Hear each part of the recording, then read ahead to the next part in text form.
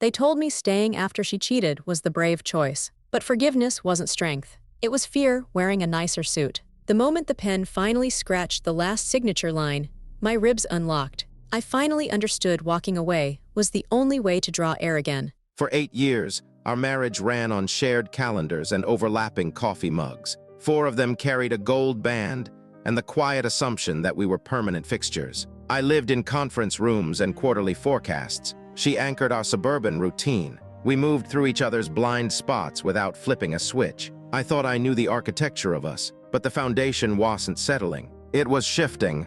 I mistook our synchronized silence for stability. It was just us quietly stepping around a crack in the floorboards neither of us dared to name. My consulting workload spiked, and I used exhaustion as armor. I told myself the distance was seasonal. I was wrong.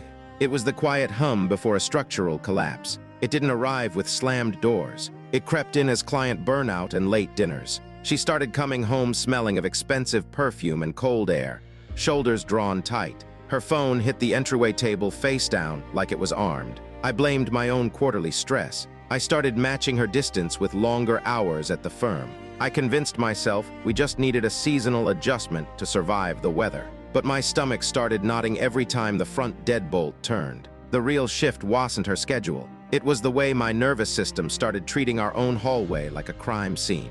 I was already mourning a ghost. The fracture happened on a Tuesday. She was in the shower, steam curling under the door. My work laptop crashed, so I borrowed hers. I logged into my calendar, fingers tapping the aluminum trackpad when her iPhone auto-mirrored to the screen. Notifications poured down like shattered glass. I saw a name I didn't know. Casual, intimate phrasing that had no business in our home. Weekend cabin plans, inside jokes. The air in my chest just evacuated. I didn't yell. My jaw locked so hard my teeth ached. My hands froze over the keyboard while the hum of the refrigerator and a dripping faucet sounded deafening. I wasn't reading messages. I was watching a parallel life render in real time. She walked out, towel draped over wet hair. The color drained from her face. She didn't grab the phone. She didn't invent a wrong number. Her voice cracked on the first syllable, and her knees buckled. She hit the hardwood with a dull, ungraceful thud. She said it went too far. No excuses, no blame. She just folded onto the kitchen tiles. But here's what nobody tells you about immediate confessions: the honesty isn't about mercy. It's panic. I sat across from her, watching her tremble, and realized she wasn't grieving my pain.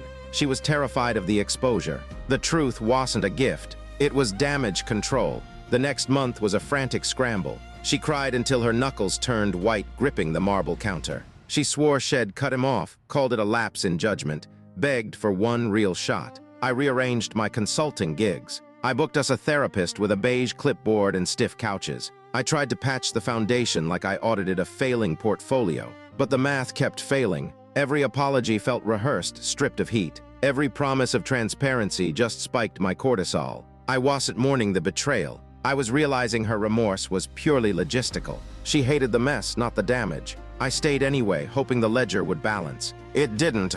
Therapy became a pressure cooker. We sat under fluorescent lights, dissecting words while a stranger timed our pauses. I caught myself tracking her thumb hovering over her screen. My pulse would hammer against my ribs, breath catching until she flipped it face up. We forced conversations over cooling plates. The clinical techniques felt like applying band-aids to a severed artery. The trust wasn't cracked. It was ash. I was breathing it in, choking on the grit of a partnership that had quietly expired. I started waking at 3 a.m., counting the seconds between her breaths, feeling the cold expanse of a bed I was already sharing with a stranger. I realized love couldn't outpace neurobiology. The fractures multiplied, half-second hesitations before morning greetings, careful inches of space on the sofa, sighs she swallowed when I mentioned a weekend trip. Every laugh felt borrowed from someone else. I finally admitted the truth to myself at 2 a.m. In the dark, rebuilding with someone who willingly cracked the foundation wasn't devotion. It was self-erasure. I was amputating pieces of my own nervous system to keep a corpse warm. Biology doesn't resurrect dead structures. I picked up the phone and called a lawyer. The line clicked open. I didn't hesitate. I just said the word that terrified me most: proceed. I traded romance for triage. The paperwork felt like physical weight, bricks wrapped in government letterhead. My phone erupted with trembling family calls. Are you sure? I repeated it until the syllables dissolved into a reflex. Each yes peeled back raw nerve endings. I had to explain to people who treated love like a renewable resource why some failures are structural, not cosmetic. But signing the final page didn't feel like victory. The pen dragged through the ink. My hands shook.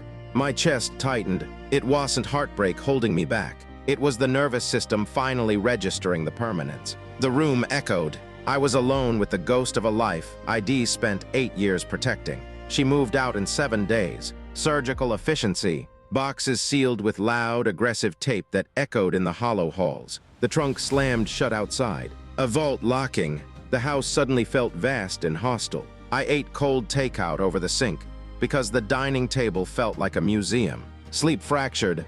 I woke to identical 3 a.m. Silences staring at a cold, perfectly made pillow. I learned the exhausting geometry of survival folding single shirts, wrestling a leaky faucet alone, navigating grocery aisles with nothing but my own shadow. The quiet wasn't peace. It was a weight I had to learn how to carry without collapsing. Slowly, the jagged edges dulled. The obsessive timestamp checking faded. The mental loops of what-ifs lost their grip, replaced by deliberate routines. I slept through the night again. Deep, uninterrupted cycles. I cooked real meals, listening to oil hit a pan, tasting food instead of swallowing ash. I discovered the radical weight of making choices without permission. The grief didn't vanish. It calcified.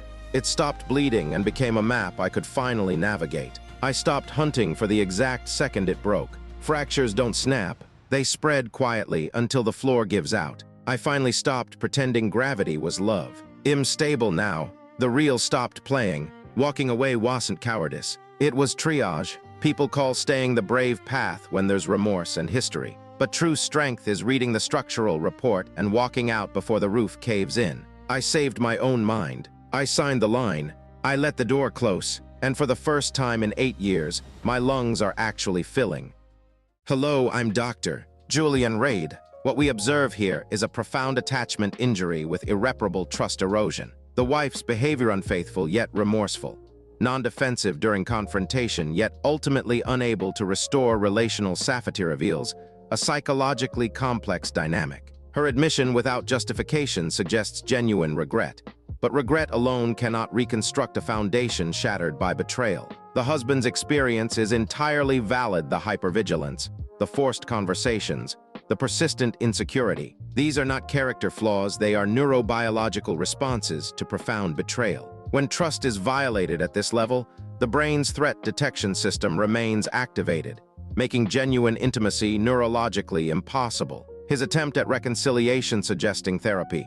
Adjusting his work schedule was an act of courage, not naivety. Her remorse, while seemingly authentic, operated in a different psychological register. She could feel guilt, yet lacked the capacity to provide the consistent, transparent presence required for true repair. Non-defensiveness in the moment of confrontation is not equivalent to the sustained, daily accountability that rebuilding demands. The affair's origin in professional proximity signals a boundary erosion that often reflects deeper relational disconnection. Her eventual acceptance of the divorce without prolonged struggle suggests she recognized, perhaps unconsciously, that the attachment bond was beyond salvage. The acute pain he describes on the day the final papers were signed is psychologically significant. That moment wasn't merely administrative, it was the final acknowledgement that hope had been exhausted.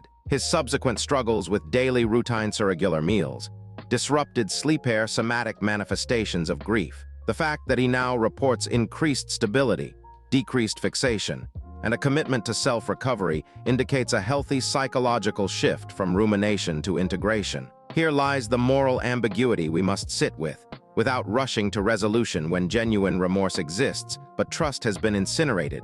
Is the choice to leave an act of self-preservation or a surrender of love's potential? He chose to protect his mental health. Was that the braver path? Or did he abandon the possibility of transformation that only time and extraordinary effort might have yielded? I ask you, sitting with your own complexities when love remains but safety cannot be rebuilt, at what precise point does staying become a quieter form of self-betrayal?